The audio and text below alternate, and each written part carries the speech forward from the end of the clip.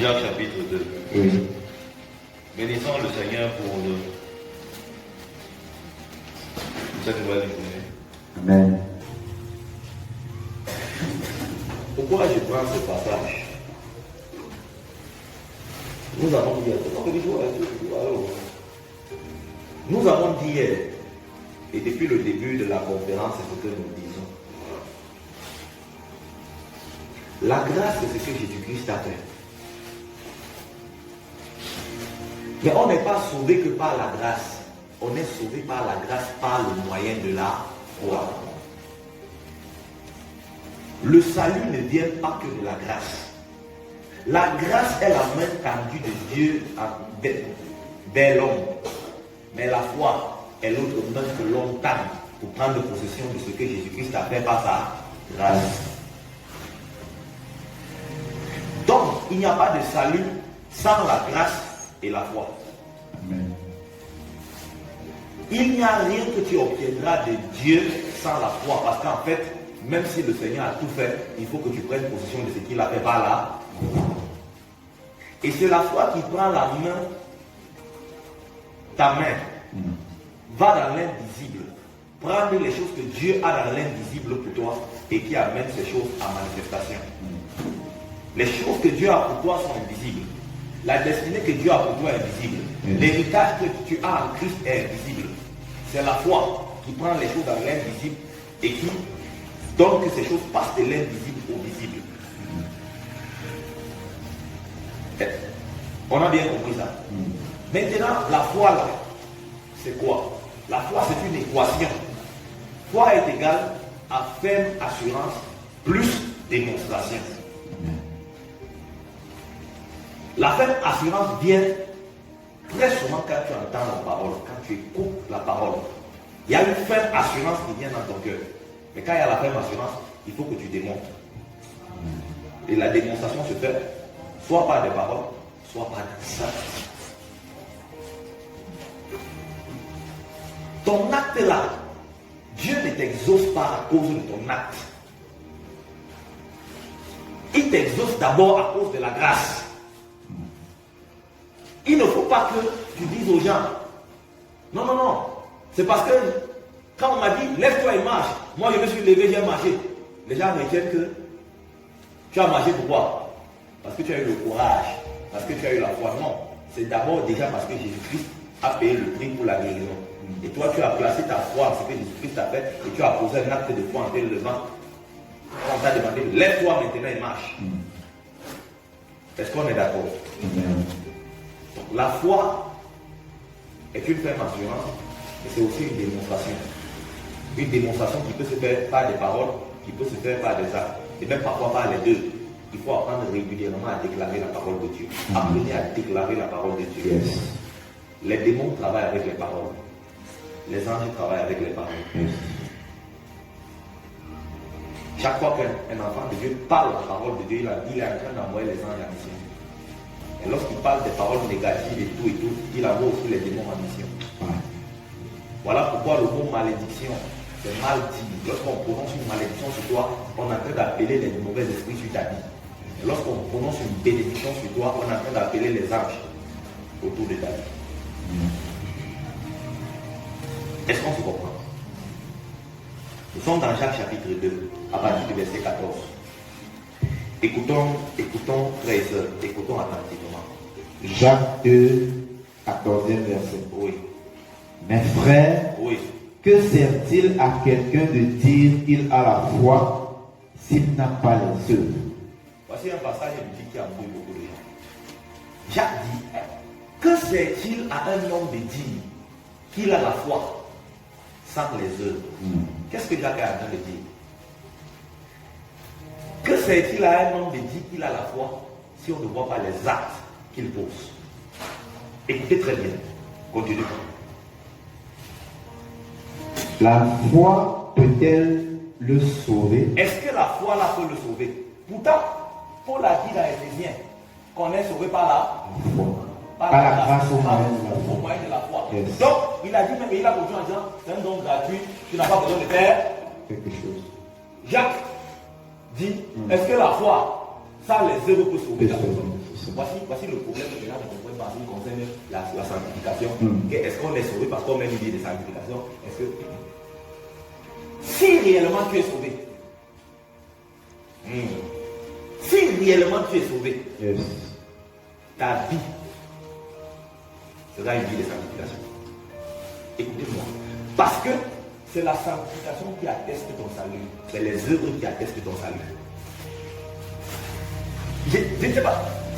Un bon arbre ne portera pas de mauvais fruits. Souvent, les gens demandent est-ce que c'est la sanctification qui sauve? Ce n'est pas la sanctification. Qu'est-ce qui sauve? C'est le salut en Christ. Mais en fait, il faut savoir que la foi n'est pas seulement la ferme assurance. La foi, c'est aussi la démonstration. Si tu crois, ce n'est pas que la ferme assurance, tu vas démontrer. Ta vie va démontrer ce que tu crois. Bon, mais on n'est pas en train de parler de ça. Je suis en train de vouloir faire la synthèse de ce qu'on a dit hier. Tu vois pas, restons dans le domaine de l'argent, de matériel et tout. Donc la foi là peut-elle sauver la personne sans les œuvres, c'est-à-dire sans les actes. Jacques va répondre. 15. Oui. Si un frère ou une sœur sont nus, si un bien-aimé dans le Seigneur est nu, Jacques, comment tu enseignes la foi et tu commences à parler des gens qui sont nus? Si un frère en Christ est nu, un frère ou une sœur en Christ est nu, et manque de la nourriture de chaque jour, si le frère ou la sœur manque de la nourriture de chaque jour, et que l'un d'entre vous leur dise, et que toi tu dis à la personne qui manque de nourriture là, allez en paix, il faut partir en paix mon frère, chauffez-vous et vous rassasiez, il faut te chauffer et tu te rassasies, et que vous ne leur donniez pas ce qui est nécessaire au corps, et que vous ne leur donnez pas ce qui est nécessaire pour leur corps, c'est-à-dire leurs vêtements, à quoi cela sert-il? À quoi cela sert-il? Parce que la foi n'est pas que la ferme assurance. La ferme assurance est dans ton cœur. Il faut une démonstration. Continue. Il en est ainsi de la foi. Oui. Si elle n'a pas les œuvres, elle est morte en elle-même. Il n'y a pas de foi sans démonstration. Yes. C'est pour ça que hier vous avez vu, on a montré que il y a la démonstration qui sont des actes. Il n'y a pas de foi sans démonstration. S'il n'y a pas de démonstration, la foi là est morte. S'il n'y a pas d'acte, la foi là est morte. Tu n'es pas différent d'un démon. Parce que les démons aussi ont la ferme assurance. Continue. Mais quelqu'un dira, oui. Toi tu as la foi. Toi tu as la foi. Et moi j'ai les œuvres. En tout cas, moi j'ai les œuvres. Toi tu dis que tu as la foi. Moi je te montre mes actes. Ok. Montre-moi ta foi sans les œuvres. Montre-moi ta foi là sans les œuvres. Et moi je te montrerai la foi par mes œuvres. Je vais te montrer ma foi par mes œuvres. C'est-à-dire, Hébreux chapitre 11. Lorsque Hébreux 11 liste les gens qui ont eu la foi, on dit c'est par la foi qu'ils ont fait. Par la foi qu'ils ont fait. Donc la foi, on doit voir les résultats, on doit voir les actes. Yes. Oui. Tu crois qu'il y a un seul Dieu. Tu crois qu'il y a un Dieu, ça parce que la ferme assurance. Tu crois qu'il y a un Dieu. Oui. Tu fais bien. Tu fais bien. Les démons le croient aussi. Les démons aussi croient. Et ils tremblent. Et ils tremblent. Donc, quand ta foi se limite simplement à la ferme assurance, sans démonstration, tu n'es pas différent d'un démon. La foi est accompagnée des actes. Après là, il va prendre l'exemple du patriarche Abraham. Il dit qu'Abraham n'a pas été justifié seulement par la foi, sans les œuvres. Il a été justifié. À quel moment Dieu a déclaré qu'il est juste? Quand il a offert Isaac. Il n'y a pas de foi sans acte. Abraham a été considéré qu'il a été justifié quand il a donné Isaac. Donc, un acte. C'est dans cette optique-là qu'on a vu dans les actes hier. On a parlé de la dîme, on a parlé de l'offrande, on a parlé des semences. Il faut comprendre bien ces choses-là. Mais après avoir dit toutes ces choses hier, je vous ai dit quelque chose de très important. Je vous ai donné les différentes terres. Il y a beaucoup de terres, mais je ne vous ai donné que 3 terres hier. Faites attention à ces terres. Ce matin, j'aimerais aussi, parce que c'est pas mon enseignement, je suis en train de réviser. J'aimerais insister par rapport à la terre œuvre de Dieu. Faites très attention avec cette terre.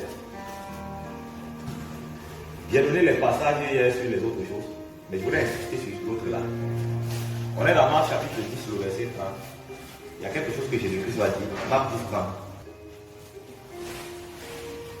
ne reçoivent au centuple. Tu es au verset 29. De 29 à 30. Ok, attends. Seigneur Jésus. Verset 29. Écoutez ce que Jésus-Christ dit. Jésus répondit, Oui. je vous le dis en vérité. Vous savez pourquoi on dit une phrase ne commence pas comme ça. Jésus répondit. Il répond à quoi? À quoi? Un riche est venu rencontrer Jésus. Le riche l'a dit à Jésus que lui il obéit à tous les 10 commandements. Yes. Il lui manque quoi? La Bible dit, Jésus lui a dit, vends tout ce que tu as et donne aux pauvres. Yes. Le riche a dit à Jésus, si c'est ça pour avoir la vie éternelle, pour me frapper le pilon. Aucun problème, frappe-moi le pilon. Il a tourné son dos, il est parti. Quand le gars est parti, les Pierre, Jean-Jacques, tous les autres sont restés. Ils ont dit à Jésus, celui qui obéit à tous les 10 commandements n'est pas sauvé. Parce que quand il est parti, Jésus a dit, il est plus difficile à un riche d'entrer dans le royaume. Quand un charmant est passé par le bout d'une aiguille, qui a posé la main sur la tête. Il dit, mais si celui-là qui a observé les 10 commandements, Jésus, toi tu dis qu'il est difficile pour lui d'entrer dans le royaume. Nous nous sommes perdus. Tous les jours, nous on pêche. Tous les jours. Lui, il obéit à tous les 10 commandements. Toi, tu dis, qui sera difficile pour celui-là d'entrer dans le royaume? C'est là que Jésus va faire la déclaration du verset 28. Pierre s'est mis à lui dire. Après ça, Pierre, après avoir dit ça, Pierre a dit, mais nous maintenant, comme celui-là, il ne sera pas sauvé, alors que lui, il obéit à tous les 10 commandements. Pierre pose la question à Jésus. Écoutez la question. Pierre se mit à lui dire, voici nous avons tout quitté et nous t'avons suivi. Voici, nous avons tout quitté et nous t'avons suivi. Qu'adviendra-t-il de nous? Nous avons tout quitté. On a quitté pour qui? Pour te suivre. Jésus. On a quitté pour qui? Jésus. Pour Jésus. Yes. Il n'a pas compris quelque chose. Le gars qui a obéi aux 10 commandements là, il n'a rien quitté. Il n'a rien quitté. La seule fois qu'on lui a demandé de quitter ce qu'il avait de plus précieux, c'était ses biens, il a refusé de quitter. Mais eux, ils avaient tout quitté. C'est ça la vie que c'est. Ils avaient tout quitté. Écoutez-moi. Ils avaient tout quitté, mais pour qui? Pour Jésus. Jésus va pas maintenant leur donner un enseignement. Vous dites que vous avez tout quitté. Sachez qu'avec moi, personne ne peut quitter quelque chose. Ça dit que si tu as 10 000, tu te débarrasses de tes 10 000. Pour moi. Si tu as un terrain, tu te débarrasses de ce terrain. Pour moi. Si tu as une vie, comme nous, comme ça, qui avons été appelés par Dieu, tu te débarrasses de ta vie, de tous les projets que tu avais. Pour moi, personne ne peut quitter quelque chose pour moi sans avoir une récompense. C'est ça que Jésus va maintenant enseigner. Et lis la suite. Jésus répondit, oui, je vous le dis en vérité. Je vous ai toujours dit, Jésus est la vérité. Quand vous le voyez prendre la parole et dire encore, je vous le dis en vérité, cela veut dire que ce qu'il veut dire, c'est d'une importance capitale. C'est plus que vrai. Écoute ce qu'il va dire. Il n'est personne Il qui... n'existe personne. Yes. Déclaration de Jésus. Personne. Il n'existe personne qui, ayant quitté à cause de moi, à cause de moi, et à cause de la bonne et nouvelle, à cause de la bonne nouvelle, sa maison, s'il a quitté sa maison, ou ses frères, s'il a quitté ses frères, ou ses soeurs, s'il a quitté ses soeurs, ou sa mère, s'il a quitté sa mère, ou son père, s'il a quitté son père, ou ses enfants, s'il a quitté ses enfants, ou ses terres, s'il a quitté ses terres, ce sont ses biens comme ça, ne reçoivent au centuple, il va recevoir, au centuple, il va recevoir, au centuple. et ce n'est pas fini. Quand tu saches de quoi Jésus parle, il va continuer. Présentement dans ce siècle-ci, Dans le siècle, ce n'est pas au ciel. d'abord, Ce n'est pas au ciel. Yes. La personne va recevoir le centuple de ce qu'il a quitté ici, sur la terre. Avant de recevoir quoi après? des maisons, des frères, des soeurs, des mères, des enfants et Donc, des terres. s'il avait quitté sa maison, il va recevoir des Des maisons, maisons, au centuple. c'est ça. S'il avait quitté ses terres, il va recevoir des Des terres au terres. centuple. Yes. Dans ce siècle. Dans ce siècle-ci et dans le siècle non, et on a d'abord dit avec des persécutions. Ah. Donc, comme tu as quitté ton bien là, Dieu va te donner le centuple de ce que tu as quitté. Yes. Et quand il te donne le centuple là, mais sache que les persécutions vont venir, les jaloux, ils sont toujours là. C'est ça. Les jaloux, ils vont commencer à te critiquer que tu as vendu les gens. Donc les persécutions viendront. Yes. Mais ils continuent en disant. Et dans ce siècle, et dans le siècle, siècle-ci, et dans le siècle, tu vas avoir le centuple de ce que tu as donné pour yes. le Seigneur, avec les persécutions. Yes. Mais après le siècle-ci, il y a un siècle à venir. Et dans le siècle à venir, la vie éternelle. Il y a une récompense d'abord dans le siècle-ci. Amen. Yes. Personne, Dieu n'est débiteur de personne. Tout ce que tu quittes pour le Seigneur, pour donner à Dieu, il y a une récompense au centuple. Amen. Pourtant, hier, quand on a vu les cas, on a dit qu'une terre, dans la terre, il y a, sur la bonne terre, un grain produit combien? 60. Un grain produit combien? 100. Un grain produit combien? 30. Mais quand il s'agit de l'œuvre de Dieu, lui il dit que c'est ça. Jésus dit quand tu as quitté quelque chose pour moi, il dit c'est le statut. Donc il y a les terres de 30, il y a les terres de 60. Yes. Mais l'œuvre de Dieu c'est ça. Voilà. Ça. C'est ça.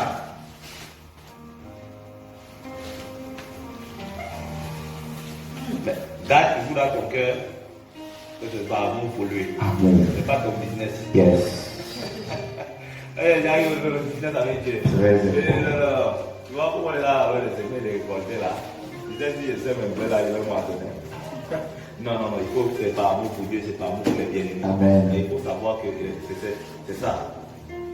Et ça, quittant ces choses-là hier, on a dit qu'il y a des gens que Dieu appelle dans le domaine des business. Mais dans le domaine des finances, Dieu veut leur donner l'argent. Certains pour les autres. Yes. Ils peuvent bénir d'autres personnes, mais ils ont un fardeau pour les autres. D'autres pour les orphelins. Yes. D'autres, et c'est déjà moi qui construis les orphelinats. D'autres pour l'œuvre de Dieu. D'autres pour les serviteurs de Dieu. En fait, chacun reçoit un appel de Dieu. Yes. Et ce matin, je suis venu par la grâce de Dieu. Pour que ceux qui ont l'appel à ce niveau-là, que Dieu les donne ce qu'il faille pour qu'ils entrent dans ça et qu'ils accomplissent. La raison d'être la journée du matin-ci. La journée du matin-ci n'est pas pour tout le monde, je vais te montrer ça. Tu peux devenir. C'est pas pour tout le monde. Tu peux être là, ça ne te concerne pas. Le matin-ci, c'est pas tout le monde. Et même si j'aspire à ça, Aspirer, c'est quoi? C'est dans les dons spirituels qu'on aspire. L'autre aussi qui est venu te parler, on n'aspire pas. Bon, on peut aspirer à plus. Mais il faut d'abord avoir pour aspirer à plus. c'est ça. Bon, le thème de mon enseignement, c'est l'onction. Amen. Alléluia.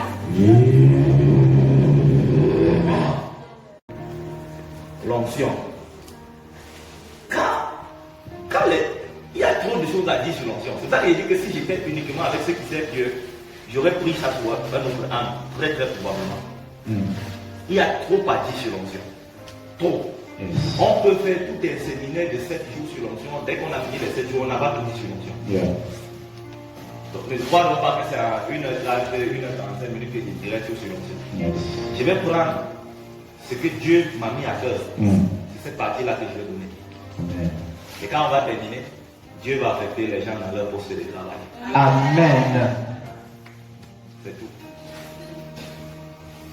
On peut y aller. Allons-y. Qu'est-ce que l'onction? Je ne sais pas, tu veux écrire là, qu'est-ce que l'onction aussi?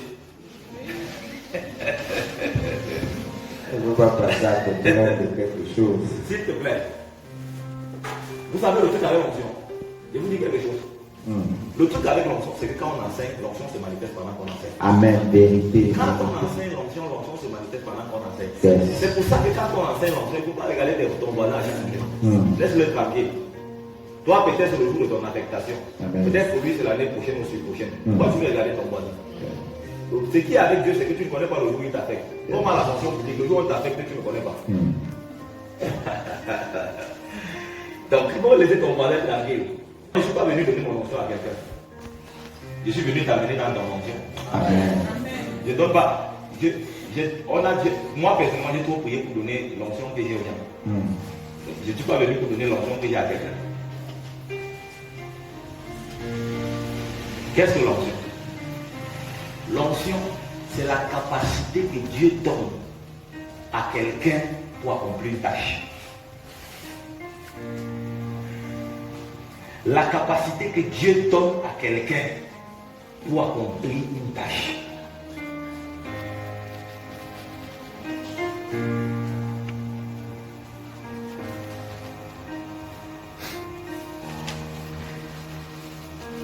C'est ça l'onction. Yes. Tu ne peux pas accomplir la tâche que Dieu veut te donner là. Parce que la tâche que Dieu veut te donner, il faut une capacité surnaturelle pour pouvoir accomplir cette tâche. Et Dieu te donne donc l'onction pour te rendre capable d'accomplir la tâche. Chez Dieu, on ne travaille pas pour Dieu, on travaille avec Dieu et Dieu te capacite afin que tu travailles avec lui. Amen. Dieu n'aime pas les gens qui se battent pour travailler pour lui. Tout service que tu fais pour Dieu sans la capacité de Dieu, Dieu n'agrée pas ça. Je répète. C'est-à-dire que les messages comme ça, là, on ne peut pas. Il faut aller posément. Yes. Tout service que tu fais pour Dieu sans la capacité de Dieu, Dieu n'agrée pas. Ça veut dire que Dieu n'accepte pas, ça n'a aucune valeur devant Dieu. Ça c'est ton effort personnel, ça c'est ta chair. C'est ça que Caïn a fait.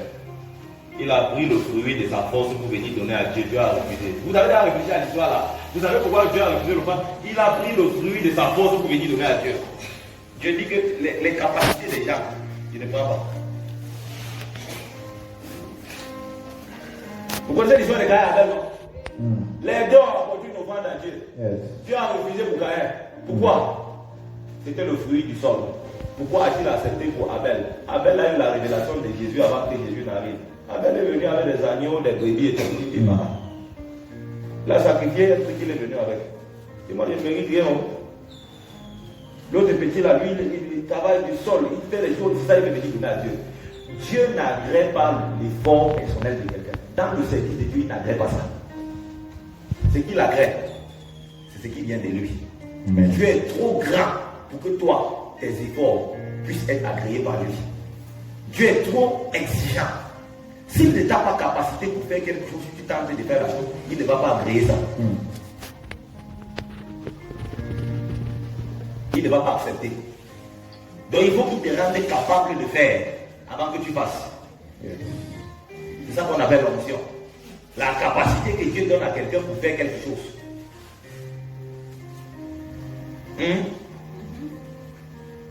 Dieu t'a-t-il demandé de faire quelque chose? Oui. T'a-t-il donné l'onction pour faire la chose?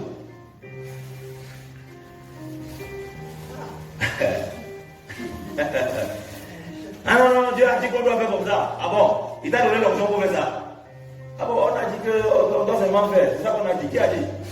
Qui a dit?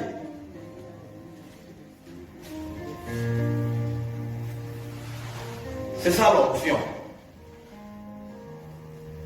Je t'explique encore bien pour que tu comprennes. S'il te plaît. Ok. Les gens confondent l'appel au ministère et l'onction. Écoutez-moi. Les gens confondent l'appel au ministère et l'onction. Yes. L'appel au ministère ressemble à quoi? L'appel au ministère ressemble à une nomination. Non, laissons tomber la nomination. Ressemble à quelqu'un qui a réussi à un concours. Monsieur Kemajou Cédric, par exemple, votre nom est sur la liste de ceux qui ont réussi au concours de la police. Yeah. Kemajou se lève, il commence à dire dans toute la ville qu'il est policier. Yes. C'est vrai, mais aussi c'est faux. Ton nom est sorti sur la liste de ceux qui ont reçu le concours de la police. C'est vrai que tu es policier, mais c'est faux, tu n'es pas policier. Yes. Les deux sont vrais. C'est vrai parce que ton nom est déjà là, mais c'est faux. Parce que tu n'as pas encore fait la formation. Et quand même tu aurais fini de faire la formation, on ne t'a pas encore habillé. Yes. Si, parce que tu as reçu le concours de la police, tu t'en vas directement en haut, tu prends un sifflet, tu fais pile pour demander un véhicule de ceux, on va te dire mon gars, tu n'as pas encore ce droit. Parce que tu n'as pas encore reçu la capacité de faire ce que tu fais. Yes. C'est dans ça qu'on appelle dans le royaume des cieux l'onction. Yes. Donc, ne confonds pas, j'ai réussi un concours avec je suis déjà sur le terrain. Yes. C'est différent. Voilà pourquoi j'ai dit, je ne suis pas venu ce matin pour ceux qui ont réussi au concours. Je suis venu ce matin pour ceux qui ont fini la formation et qui ont besoin d'être affectés. Parce que, écoutez, Dieu ne donne pas l'onction à ceux qui ont eu le concours. Il donne l'onction à ceux qui ont terminé la formation et qui sont sur le point d'être affectés. Yes, sir. Vous voyez la différence? On n'habille pas un gars qui vient de réussir le concours de la police. Yes. On habille un gars qui a terminé sa formation. Yes. L'onction est un vêtement.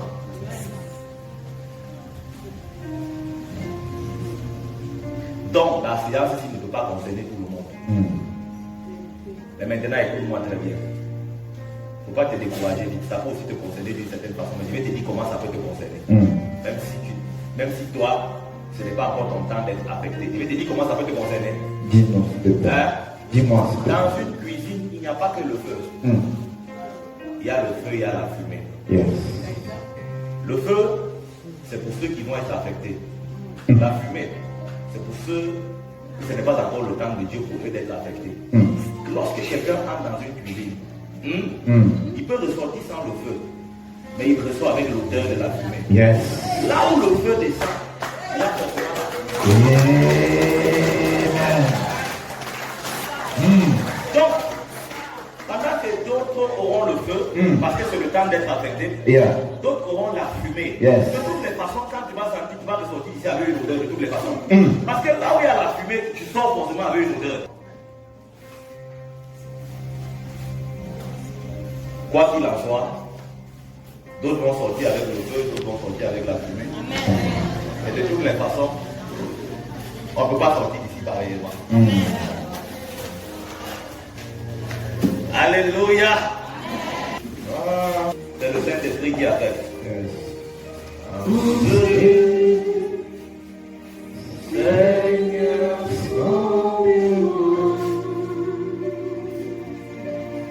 transformé.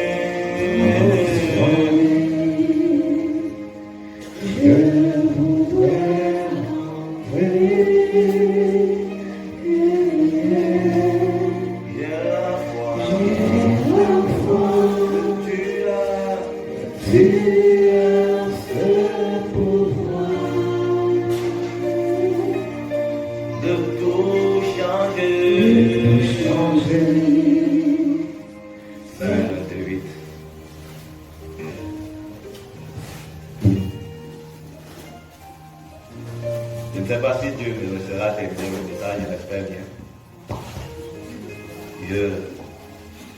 Je sens l'onction.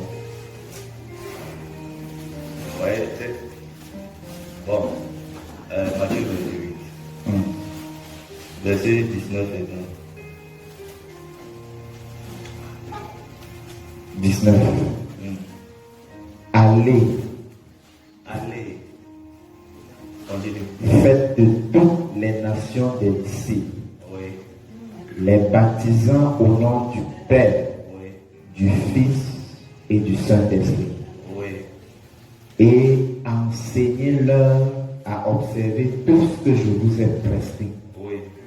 Et voici, je suis avec vous tous les jours jusqu'à la fin du monde. Amen. Qui, ne pas parler. Voilà Luc 24, 49. Luc 24, 49. Pendant ce temps, je vous pose une question. Qui est en train d'envoyer les disciples là? C'est Jésus qui est en train de les envoyer. Frère et soeur, écoutez-moi. Donc Jésus est en train de leur donner une mission. Yes. Jésus est en train de donner comme ça à ces gars une mission. Lis le verset 49 de Luc 24. 49e verset du chapitre 24 de Luc. Et voici, Oui. j'enverrai sur vous ce que mon Père a promis. Voici, j'enverrai sur vous. Faites attention, hein. Quand vous entendez j'enverrai sur vous, il y a deux dimensions en ce qui concerne le Saint-Esprit. Yes. Le Saint-Esprit en nous et le Saint-Esprit sur nous. Yeah. Lorsque quelqu'un naît de nouveau, il a le Saint-Esprit en lui. Le Saint-Esprit dit j'enverrai sur vous. Ce n'est pas la même chose. J'enverrai sur vous. Quand Jésus-Christ, avant de partir, qu'est-ce qu'il a fait? La Bible dit qu'il a soufflé sur les disciples, il a dit recevez l'Esprit. Yes. Mais à la Pentecôte là, ce n'est plus recevoir l'Esprit. C'est le Saint-Esprit qui est venu sur eux. Ça là, c'est l'onction pour les rendre capables d'accomplir la mission. Donc Jésus a dit, celui qui a dit, voici la mission que je vous donne, allez faire de toutes les nations des disciples. La même personne maintenant s'arrête. Il dit, allez attendre dans la chambre, oui, au termine. Ok. Et voici, j'enverrai sur vous ce que mon Père promit. Oui. Mais vous restez dans la ville jusqu'à ce que vous soyez revêtus de la puissance d'en haut. Restez dans la ville jusqu'à ce que vous soyez revêtus de la puissance d'en haut. S'il vous plaît, écoutez-moi. Le même qui a envoyé, c'est le même qui dit ne battez pas encore. Attendez d'abord. Parce que si vous battez, me servir sans recevoir la capacité, ça ne servira à rien. Vous ne pouvez même pas me servir sans recevoir la capacité. Mais Jésus, tu as pourtant soufflé sur nous, recevoir l'esprit? Oui. Ça c'est à l'intérieur. Maintenant, vous avez besoin de l'onction pour accomplir la mission. Jésus lui-même est né de l'esprit. Lorsque tu donnes ta vie à Christ, tu nais de l'esprit. Jésus lui-même est né de l'esprit. Mais pour accomplir la mission là, il a attendu l'onction. Quand vous entendez que le Saint-Esprit est venu sur lui, au Jourdain, le Saint-Esprit n'est pas venu en lui. Le Saint-Esprit venait sur lui. Voilà pourquoi il est dit que le Saint-Esprit est descendu sur lui comme une colonne. Sur lui, pas en lui, sur lui. C'était l'onction. On ne peut pas servir Dieu sans onction. Si Jésus a attendu l'onction, si lui-même il a demandé aux apôtres d'attendre l'onction, à plus forte raison, toi et moi, il n'a pas changé avec le principe. Tu ne peux pas accomplir une mission que Dieu t'a donnée sans onction. Voilà pourquoi dans Actes chapitre 1, le verset 8, il va dire aux apôtres, mais vous recevrez une puissance. Et le Saint-Esprit survenant sur vous, vous serez mes témoins. L'affaire que je vous ai demandé de témoigner là, attendez la capacité. L'onction est une capacité que Dieu accorde à quelqu'un pour accomplir une mission. Maintenant, écoutez-moi très bien. Puisque là, depuis, on est en train de parler de Jésus et des disciples. Éphésiens chapitre 2, le verset 10.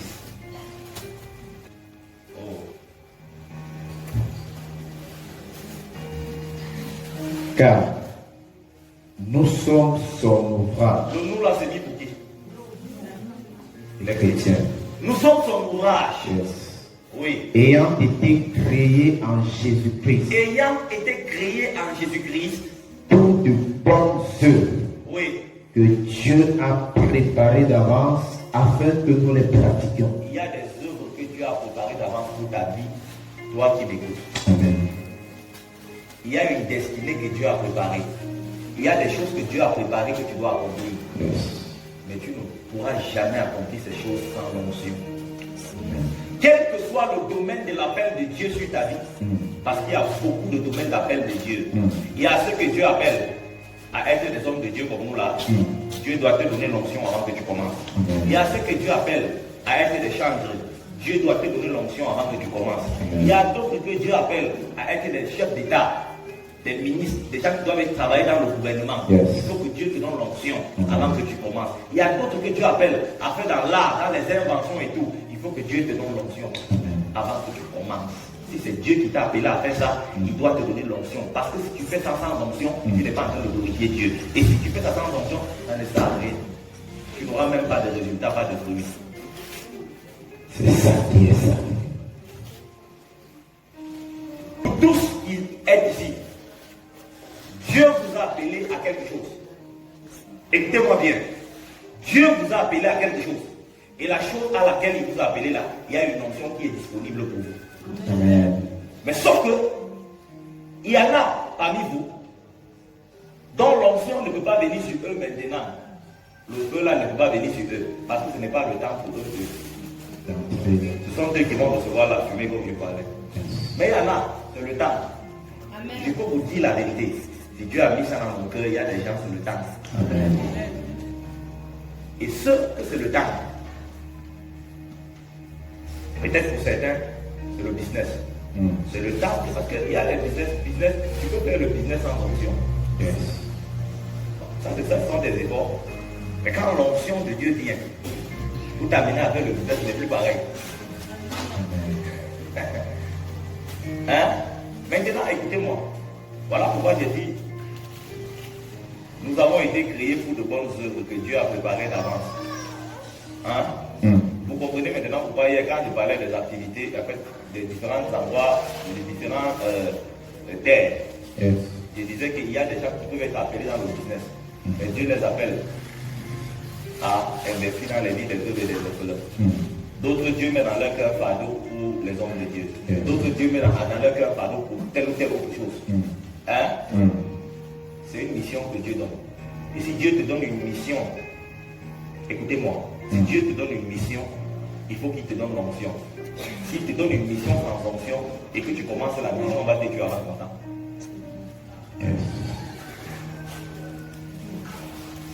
Non, tu m'as avant content. Tous ceux qui font la mission sans onction m'ont avant leur temps. Parce que l'onction, c'est la capacité.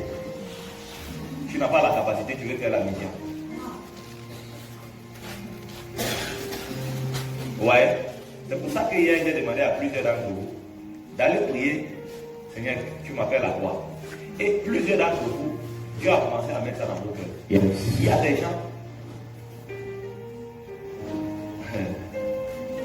Dieu est fidèle. Amen. J'ai terminé de travailler ce matin. Je vous fais mon témoignage personnel. J'ai terminé de travailler ce matin. Et j'étais en train de rendre grâce à Dieu pour le message qu'il m'avait donné. Quand lui-même est venu se révéler à moi de façon claire pour me dire exactement ce qu'il attend de moi maintenant. Donc, moi, hier, je disais ça pourquoi? Hier, moi, je disais ça pour me dire exactement dans ce temps-ci ce qu'il attend de moi.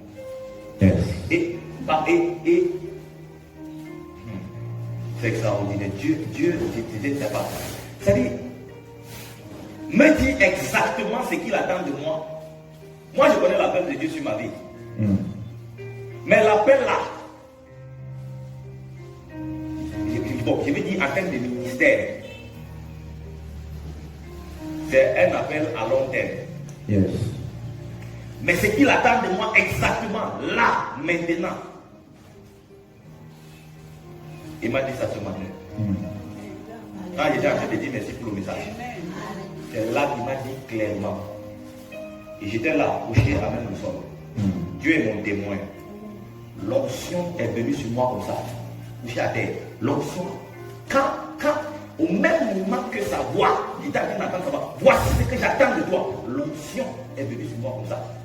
Là, couché à terre. Dieu ne peut pas demander à quelqu'un de faire quelque chose sans lui rendre capable de faire. Lorsque tu as appris à marcher dans la présence de Dieu et dans l'onction, tu sais quand c'est l'onction, tu sais quand c'est la présence. L'onction. Donc, toi également, tu es dans la même situation. Il y en a qui doivent être affectés parce que le temps de formation est terminé. Et Dieu aimerait commencer à les utiliser dans l'appel qu'il a pour leur vie. Et je disais donc que certains d'entre vous, dans le domaine des affaires, du business, tu veux l'onction. Qu'est-ce que Dieu t'a montré? Avant que Jésus-Christ ne donne l'onction aux apôtres, aux disciples, il leur a dit, allez faire de toutes les nations des disciples. Baptisez-les au nom du Père, du Fils et du Saint-Esprit. Enseignez-leur à mettre en pratique ce que je vous ai prescrit. Toi, qu'est-ce que le Seigneur t'a dit pour qu'il te donne l'onction? Puisque l'onction est pour un but, accomplir une tâche. L'onction que tu veux qu'il te donne là, c'est pour quel but? Voilà pourquoi plusieurs vont sortir plutôt avec la fumée.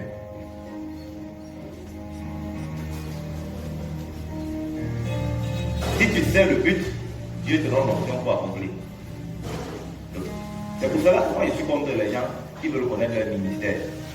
Frère, tu as appelé à quoi? Ah non, c'est comme si moi je suis évangéliste. Évangéliste, le ministère, moi je ne sais pas pourquoi. L'affaire des ministères là, ce n'est pas ça qui est important. Ce qui est important, Dieu t'a demandé de faire quoi? Qu'est-ce qu'il t'a montré? Qu'est-ce qu'il t'a montré? Je te pose la question ce matin. Dieu t'a montré quoi? Quand il dit montrer là, ce n'est pas forcément dans une vision. C'est-à-dire que ton cœur brûle par rapport à quoi? Quelle est la chose quand tu regardes, tu sens mal au cœur, tu dis Seigneur, si tu tu m'accordais les moyens, voici ce que j'aurais fait. Si tu m'accordais la capacité, voici ce que j'aurais fait. C'est ça, c'est là-bas que Dieu t'attaque. S'il y a donc la chose là, c'est là qu'il va donner l'onction. Mais toi, il n'y a aucun fardeau dans ton cœur sur rien. Et c'est comme ça que les gens demandent l'argent à Dieu alors que leur cœur ne pèse pour rien. Tu veux que Dieu te donne 10 milliards alors que ton cœur ne pèse pas pour les veuves et les orphelins. Ton cœur ne pèse pas pour construire des églises. Tu dois être fatigué de dire Seigneur, je suis fatigué de voir. Il y a des gens comme ça, Dieu les montre quelque chose. Ils sont fatigués de voir les païens construire des églises pour donner aux chrétiens avec le faux argent. Il dit Seigneur, c'est moi qui vais. C'est pas lui qui a pris la décision. Il sent ça dans son cœur comme un fardeau par rapport à ça. Dieu dit d'accord. C'est moi qui ai mis le fardeau dans ton cœur. Parce que la vision ne vient pas de l'homme, c'est Dieu. Il met ça dans le cœur de quelqu'un. J'ai mis le fardeau dans ton cœur. Maintenant, donc, je vais te former. Il y a un temps de formation où le Seigneur te forme. Où le Seigneur te forme. À un moment donné, vient le temps où il te donne l'onction, la capacité de faire ça. Il te donne la capacité de faire ça. Amen. On comprend jusqu'ici. C'est donc jusque-là. Ok. Si vous avez bien compris ce que je viens de dire, la suite sera très facile à comprendre. Si Dieu a une tâche pour chacun, cela veut dire qu'il n'y a pas qu'une seule onction, il y a plusieurs onctions. Si par exemple Dieu appelle, je ne sais pas, l'une de nos mamans là, à avoir l'argent, il y a une onction pour les finances. L'onction des finances n'est pas l'onction de guérison. L'onction de guérison n'est pas l'onction de délivrance. L'onction de délivrance n'est pas l'onction prophétique. L'onction prophétique n'est même pas l'onction pastorale. N'est même pas l'onction apostolique. N'est même pas. Il y a à chaque tâche que Dieu te confie, il y a une onction.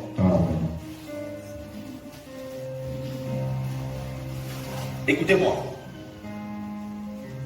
Vous avez déjà vu les gens qui ont au moins 10, 15, 20 ans avec eux. Vous savez quoi? L'onction est liée à l'ange. Les anges, en tout cas, c'est pas ce que je devais dire. Les anges sont liés à l'onction.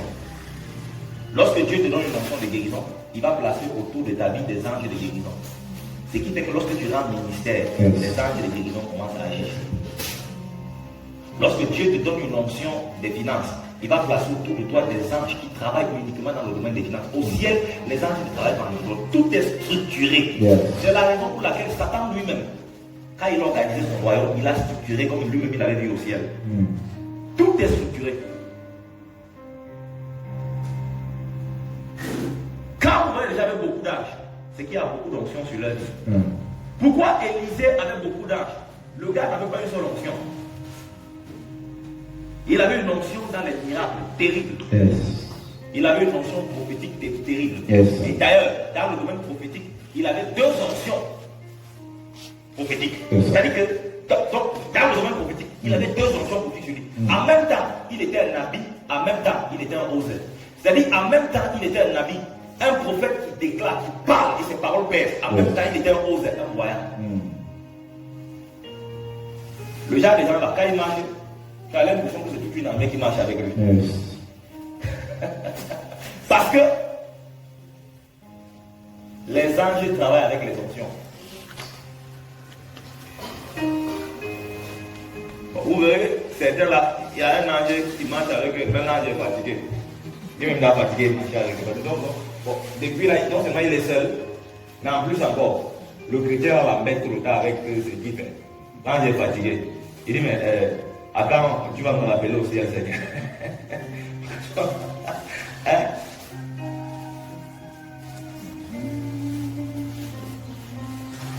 C'est ça. C'est ça.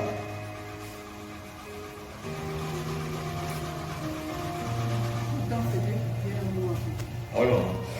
Il faut qu'on parle quand même de quelques notions là. Parlons de l'onction du ministère, c'est-à-dire l'onction qui accompagne souvent ceux qui servent Dieu. Onction du ministère. Ésaïe 61, verset 1 à 3. Ésaïe 61, verset 1 à 3.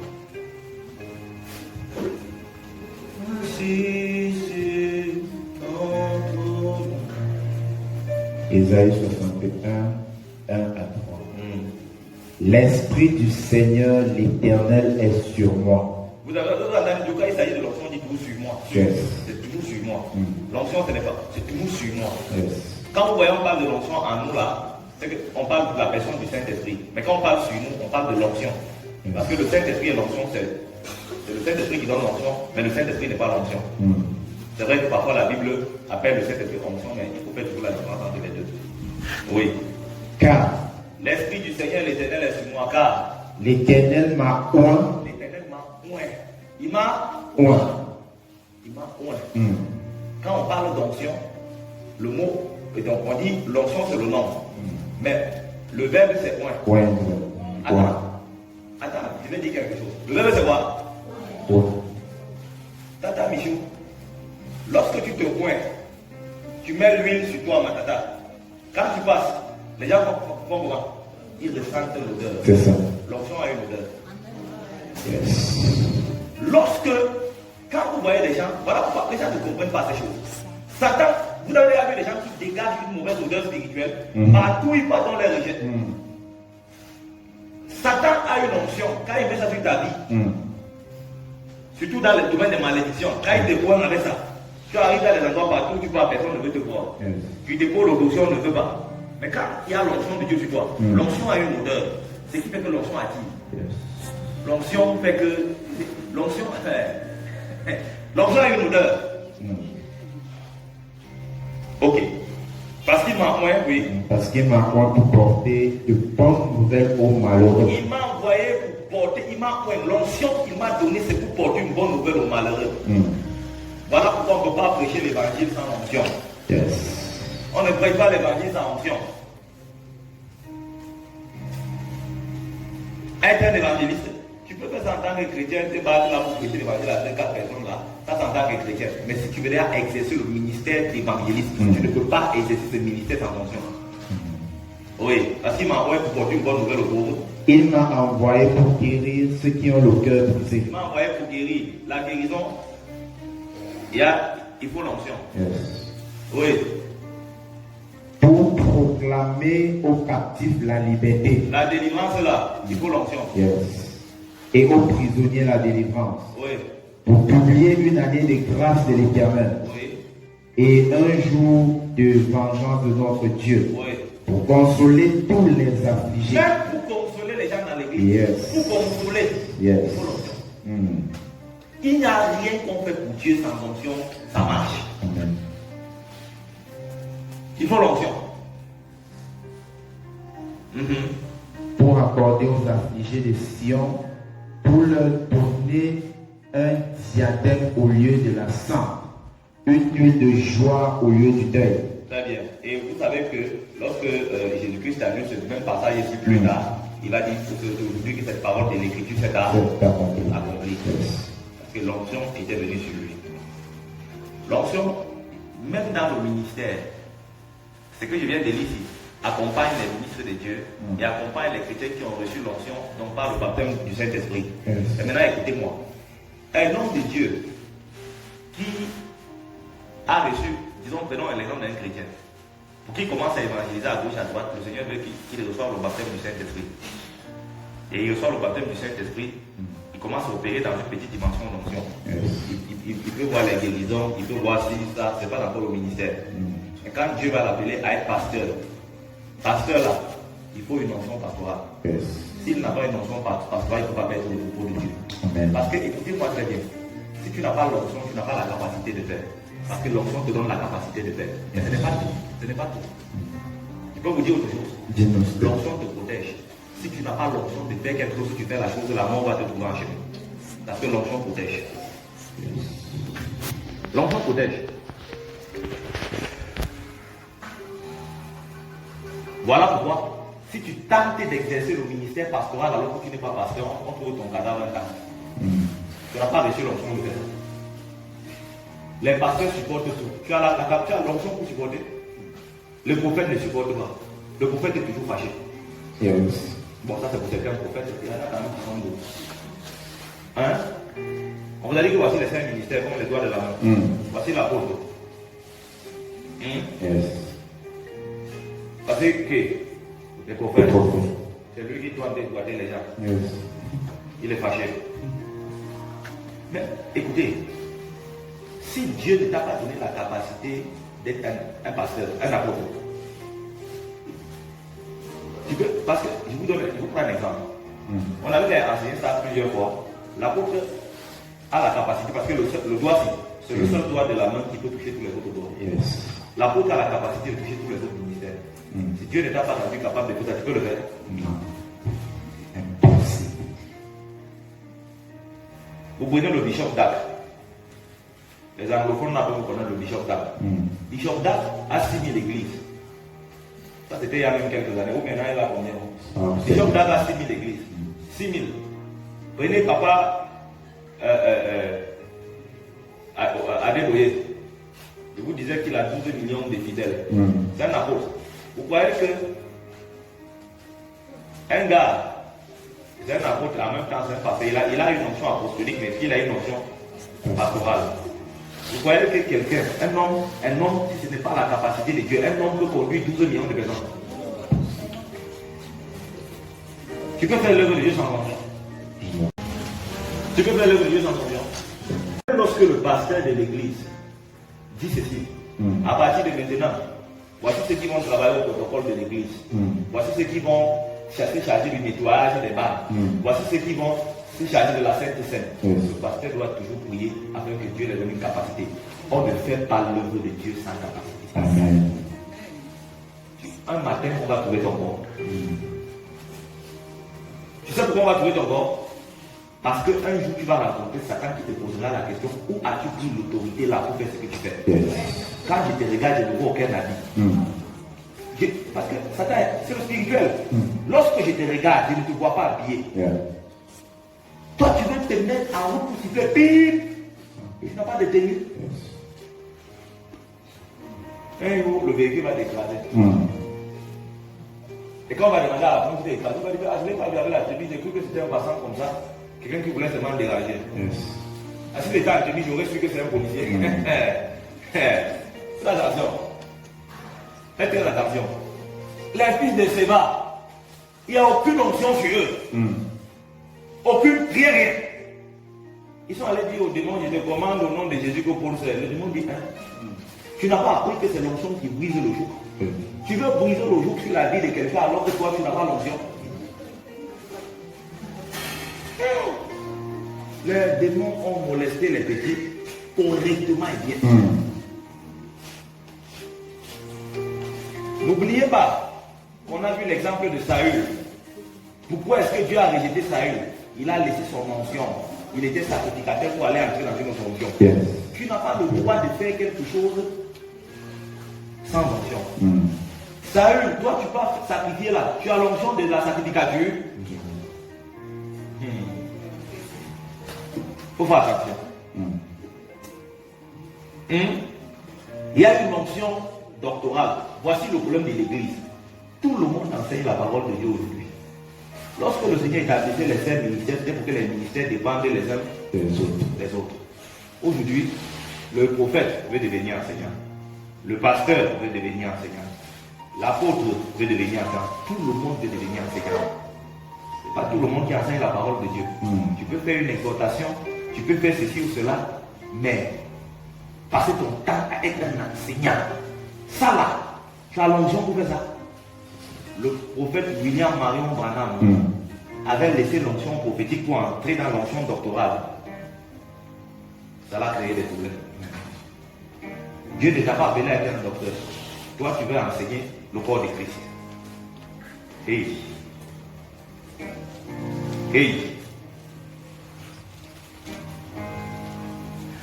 Quand tu n'as pas reçu l'onction d'enseigner, même quand tu médites la parole de Dieu, parce que quand Dieu te donne une onction, il t'accorde la grâce de Dieu. Écoutez, l'onction c'est une capacité. Ça veut dire que non seulement il t'accorde la grâce de comprendre les Écritures, mais plus. Il t'accorde la grâce de transmettre ce que tu comprends. Tu n'as pas l'onction là. Tu veux faire ça, tu veux faire ça. C'est comme aujourd'hui. Il y a plein de gens qui n'ont pas l'appel à être médecins. Ils sont allés faire la médecine. Ils sont là-bas en train de tuer les gens tous les jours. C'est pas leur appel. Ils tuent les gens tous les jours. Ils n'ont aucun amour, aucune passion, rien.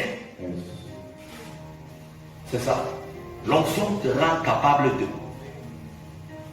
Il faut que tu aies l'onction pour être capable de. Yes.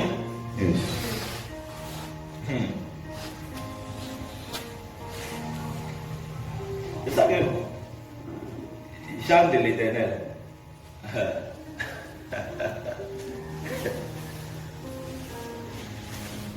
Quelqu'un n'a pas l'option pour être méchant. Tata Karim, toi tu l'as vu dans la foule, il t'a plu. Écoutez-moi. La personne t'a plu. Quand la personne t'a plu là, ou même tu as même remarqué, ou bien laissons même que la personne t'a plu. Tu as même vraiment vu la personne. Tu appelles la personne à la commission longe. La personne arrive à la commission longe. Toi, tu commences à dire à la personne que la personne, je ne dis pas que c'est ce que Tata Karim fait. Je prends un exemple. Toi, tu commences à appeler la personne chantre. C'est vrai et c'est faux. C'est vrai parce que peut-être la personne l'appelle des chantres. Mais c'est faux parce que la personne n'a pas encore l'onction des versets. Maintenant donc, tu envoies la personne sur le front. Tu sais ce que ça veut dire envoyer la personne sur le front? Tu mets la personne devant de chanter. Yes. Les démons posent la main sur la tête. Voici un soldat qui est sur le front. Sans tenue, sans arme. Sans tenue, sans rien, sans arme. Le plus petit démon dit, chef, laisse-moi, c'est moi qui vais m'occuper de lui. Et le bruit le cœur rapidement. Non, chef, il ne faut pas te mêler dans l'histoire. Le gars là, c'est bien. Tu vois, c'est ça. Yes. Voilà pourquoi, n'est-ce pas? Tant que tu n'as pas l'onction encore, tu dois opérer sous la couverture spirituelle. Amen. Et n'est pas parce qu'on t'a dit partout, je suis chanteur, je suis ceci, je suis cela, je suis prophète. Beaucoup de gens aujourd'hui s'appellent prophète simplement parce qu'ils ont reçu l'appel. Yes. Et quand ils marchent en haut, quand ils disent je suis prophète, les démons disent, le gars a dit qu'il est prophète. Cela veut dire qu'il a dit qu'il a l'onction prophétique. C'est ça. Donc il faut qu'on lui donne les tentations, les épreuves d'un prophète. C'est ça. Si tu n'as pas l'onction, tu peux supporter ça. Jamais. C'est la même chose que être un leader. Il faut une onction pour être un leader. Si Dieu ne t'a pas donné une onction, on te met là-bas. 3 semaines, 1 mois, 2 mois. On vient de trouver à l'hôpital comme ça, ta main est tu es superviseur. Soit, attends, je vais te dire, soit tu tombes malade, soit tu décides de ne plus porter à faire l'œuvre de Dieu. Tu vois, ils n'ont qu'à faire comme ils veulent, c'est leur problème. C'est comme ça que tu risqueras de faire. Il n'y a pas l'onction. L'onction te donne la capacité de supporter ce que d'autres ne peuvent pas supporter. Amen.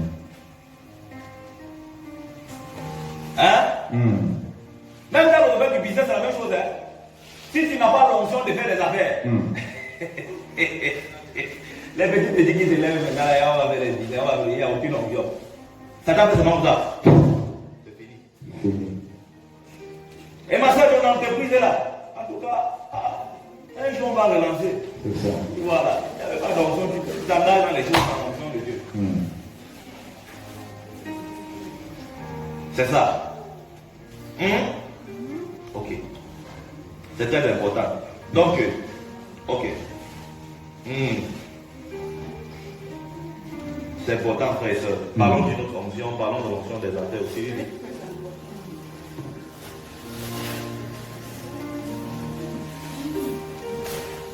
Nous voulons t'adorer, ô Seigneur Dieu, Saint-Esprit.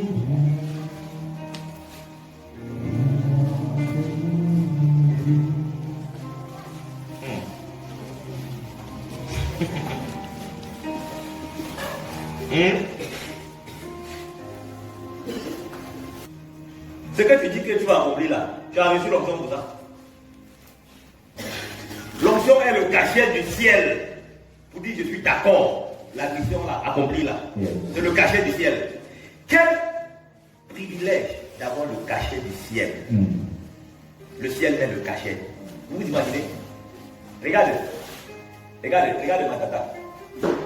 Quand on te nomme, même si tu réussis un concours, tant que ça là, c'est encore écrit sur du papier. Yes. Tu comprends ma tata? Tant que c'est écrit sur du papier, ça n'a aucune valeur. Quand le chef met le cachet, C'est là que la valeur commence. C'est ça qui est ça. Avant ça, là, ça n'a aucune valeur. Yes.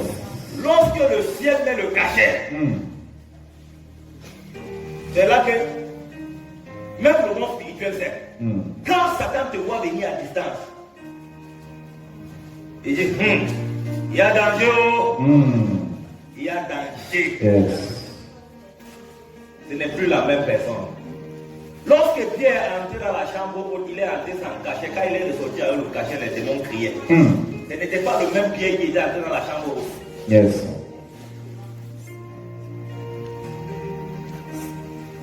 Lorsque tu opères dans le domaine des finances avec l'onction de Dieu, tes voisins du marché s'asseyent, ils savent ici. C'est plus la même personne. Yeah. Mon frère, nous sommes allés attaquer sa structure, on a vu, mais comment quelqu'un seul peut avoir 10-15 anges autour de sa structure? Elle opère. L'onction te facilite les choses. Quand elle opère maintenant, là, elle opère dans la dimension de l'onction, dans la capacité de Dieu. Donc ce qu'elle fait là, un homme normal ne peut pas faire. Il y a ce qu'un homme peut faire, il y a ce qu'un homme ne peut pas faire. Lorsque l'onction est venu sur la vie de Samson, il avait pu m'asseoir dans il tue 1000 personnes. Yes. Il n'était pas Lorsque prêt. l'onction est venu sur la vie de David, il déchire la gueule d'un lion. Mais un homme normal ne peut pas faire ça. L'onction te donne la capacité de faire ce qu'un homme normal ne peut pas faire. Et l'onction te donne d'aller à une dimension qu'aucun homme naturel ne peut faire. Il faut que Dieu oeille des gens dans le domaine des finances. Et que eux, écoutez-moi bien, de la même manière, quand Dieu oeille un homme de Dieu, le but, ou l'un des buts, c'est qu'il confronte les sorciers. Yes. Puissance contre puissance. Vous les sorciers, vous dites que vous avez été oint par Satan. On va faire la confrontation. Les magiciens de Pharaon contre Moïse. Yes. Mais lorsque Dieu oint une femme, un homme dans le domaine des affaires, Satan va aussi oindre des gens dans le domaine des affaires. On va faire confrontation entre ceux qui ont été oints par Satan et ceux qui ont été oints par Dieu. C'est toujours comme ça. Il faut que le serpent de Moïse soit lancé à terre et que le serpent des magiciens soit lancé à terre. Et on va voir le serpent qui va avaler les deux. Ce n'est pas, écoute-moi, Pharaon a aussi ses serpents qu'on lance à terre. Pharaon transforme aussi le bâton en serpent. Dieu transforme aussi le bâton en serpent. Mais les deux serpents vont se mettre au rapport. On va voir le serpent qui va gagner. C'est pour ça qu'il faut laisser les occultistes là tranquilles. Nous, on a vu les riches dans la Bible. Moi, je ne fais que vous dire ça. Il y a 10 ans en arrière, tous ceux qui commencent à avoir l'argent là aujourd'hui, on ne les connaissait pas. Dans la Bible. Où sont passés tous les riches là? Là. C'est pour ça qu'on n'enviait pas les occultistes. Moïse a lancé combien de bâtons à terre? Un seul. Les magiciens de Pharaon, c'était combien? Plusieurs. C'est ça. Ce n'est pas un problème. Mais on va voir comment ça va finir. La fin du jour vaut mieux que son commencement. Amen. À la fin, qu'est-ce qui s'est passé? Les 10 serpents ont été avalés.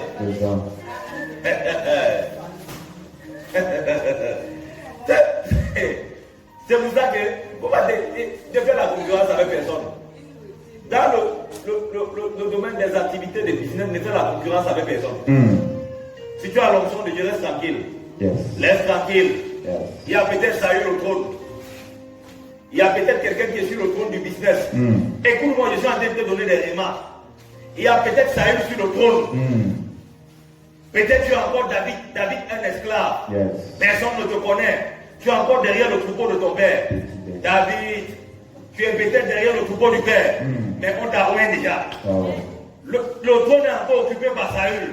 Mais le temps vient où Saül ne peut pas rester sur le trône parce qu'il n'a plus l'onction. Mais toi, tu as l'onction, mais tu es encore derrière le troupeau. Mais comme tu as l'onction royale là, tu vas terminer roi. C'est comme ça.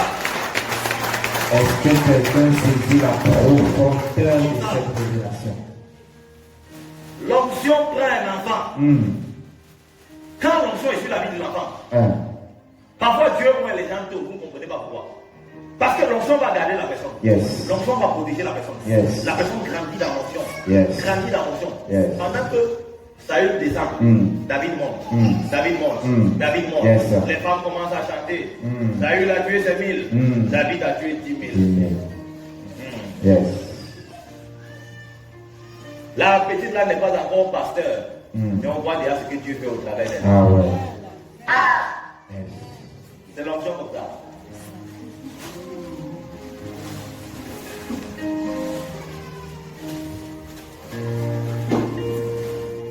Nous sommes en train de parler d'onction des affaires.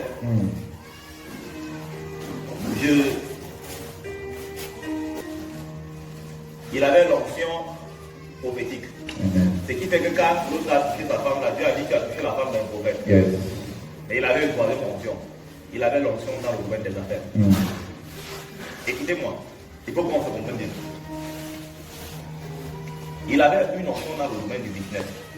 C'est ça qui fait que hier, comme on a vu l'histoire, à la fin de sa vie, il dit, regardez comment l'Éternel a rassasié Abraham. Yes. De ceci, de cela, de ceci, de cela. Mais lorsque cet homme-là quittait, il n'avait rien. Et Dieu a commencé à lui donner de prospérer. L'onction était tellement forte sur sa vie. L'onction des affaires était tellement forte sur sa vie qu'il y a quelqu'un qui est venu se frotter à lui. On l'appelle l'autre. L'autre était un misérable aussi. Il n'avait rien. Quand il a commencé à se frotter à Abraham, l'onction qui était sur la vie d'Abraham est venue sur lui. L'autre aussi a commencé à prospérer. Quand l'onction vient sur toi, l'onction agit avec toi doucement, doucement. C'est ça qu'on grandit dans l'onction. L'onction agit avec toi doucement, doucement. Mais quand quelqu'un est loin, regarde bien la vie de la personne. Tu vas voir au bout de 1 an, quelque chose a augmenté. Au bout de 2 ans, quelque chose, parce que l'onction fait grandir la personne. Au bout de 3 ans, quelque chose a augmenté. Jusqu'à ce que l'onction va hisser la personne au sommet. C'est ça ou c'est pas ça? C'est trop ça. Mais si tu doutes, tu m'as vu enseigner les années antérieures. Quand tu me vois enseigner la même chose que tu m'as vu enseigner les années antérieures. Ça c'est le travail de l'onction. 10 ans tu es donné, c'est le travail de l'onction. La capacité de Dieu.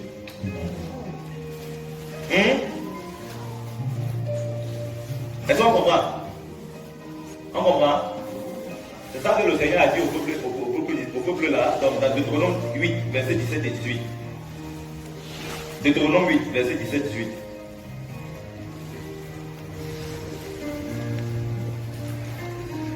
Je suis en train d'aller pour conclure. Je parle déjà de là. Deutéronome 8, 17 et 18. 17. Garde-toi de dire en ton cœur. Dieu, écoutez-moi.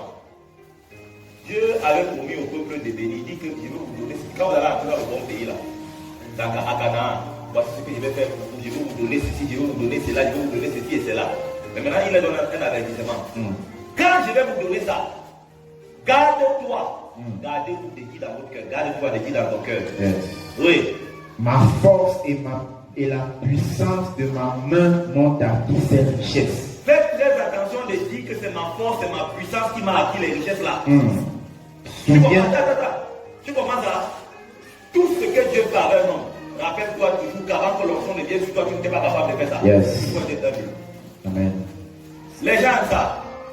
Nous-mêmes les serviteurs, on aime bien ça. Non, tu peux pas être un champion. Non, tu n'es pas un champion, hein. C'est l'onction. Yes. Garde-toi de dire dans ton cœur que ma force et ma capacité m'ont fait acquérir ces richesses. La suite. Souviens-toi de l'Éternel, ton Dieu. Tu dois te souvenir de qui? De l'Éternel. Pourquoi? Car c'est lui qui te donnera la force pour les acquérir. C'est lui qui te donnera la force pour acquérir les richesses. C'est lui qui te donnera la force, c'est-à-dire c'est lui qui va te donner l'option, la capacité d'acquérir. Les richesses là, il va te rendre capable de les acquérir. C'est ça l'option. Donc même le peuple là, c'est l'option qui les a rendu capables d'acquérir toutes les richesses qu'ils ont eues. Vérité.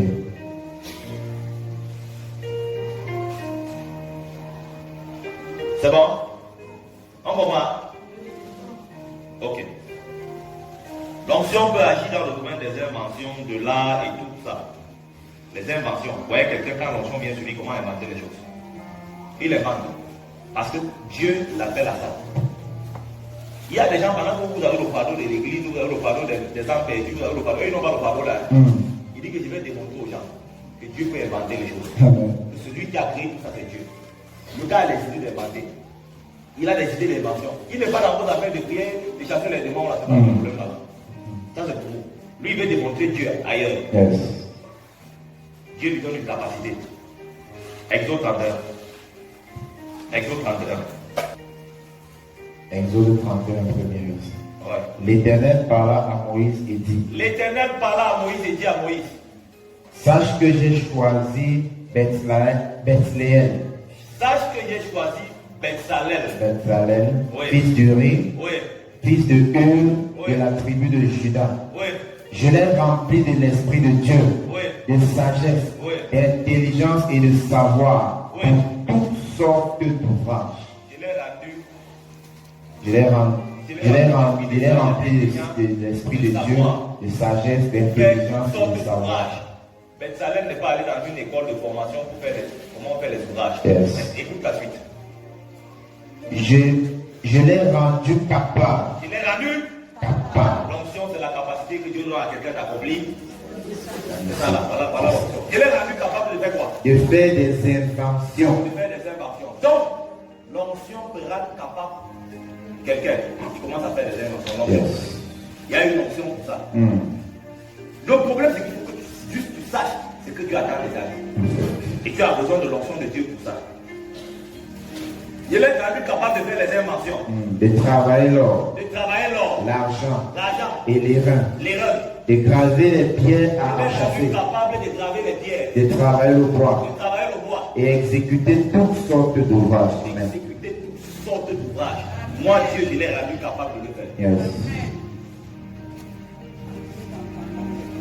Vous vous imaginez, ce qu'on vient de dire là est très grave. Comment un homme qui n'est pas là à l'école pour apprendre quelque chose, l'onction vient sur lui, directement il commence à faire les inventions. Il n'a pas appris ça quelque part. Ouais, vous voyez toute la capacité de l'onction. L'onction, c'est la capacité de Dieu. Lorsque la capacité de Dieu, moi, c'est pour ça que mon petit est bon. Je suis dérangé par les gens qui tombent dans l'onction tout le temps là. Après, tu vas voir ce que ça va faire. L'onction, toi, tu rencontres l'onction. L'onction, on ne voit rien. David a rencontré l'onction. Il a déchiré la gueule du lion, de l'ours. Il a vaincu Goliath. Joseph a rencontré l'onction. Il est devenu premier ministre. Il a sorti sans être allé à l'école. Il a sorti le meilleur plan économique qui pouvait exister pour la sortie des crises de l'Égypte par rapport aux 7 années de famine qui venaient. Alors qu'en Égypte, il y avait des économistes. L'onction est venue du Bezalel. Il a fait les inventions. L'onction vient sur toi. C'est que tu tombes là. Après, tu fais quoi? L'onction, la capacité de Dieu vient sur quelqu'un. On ne voit pas d'impact dans sa vie. Ce n'est pas l'onction. Tu es tombé pour rien. Tu n'as rien reçu. Pas l'onction. Quand l'onction vient, il y a toujours un impact. Toujours. On te regarde, on a l'impression que ce n'est pas la même personne. Toujours quelque chose. Quand les disciples sont sortis de la chambre haute, on a su que l'onction était venue sur eux. Personne n'a jamais rencontré l'onction et il est resté pareil. Personne.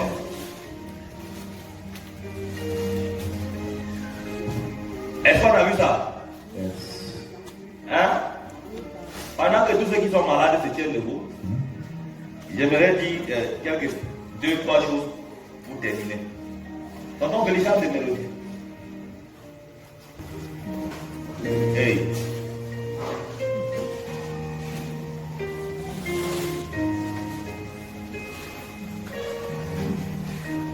Toi, tu sors d'ici là avec ta maladie. Avec tout ce qu'on t'a fait, tu peux dire que tu as fait là. Aïe.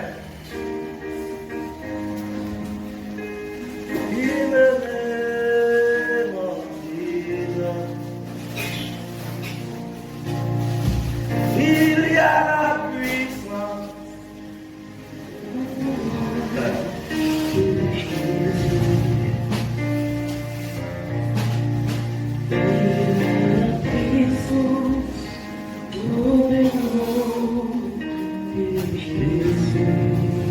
Il est devant, il est prié. Il est tout devant, vous mettez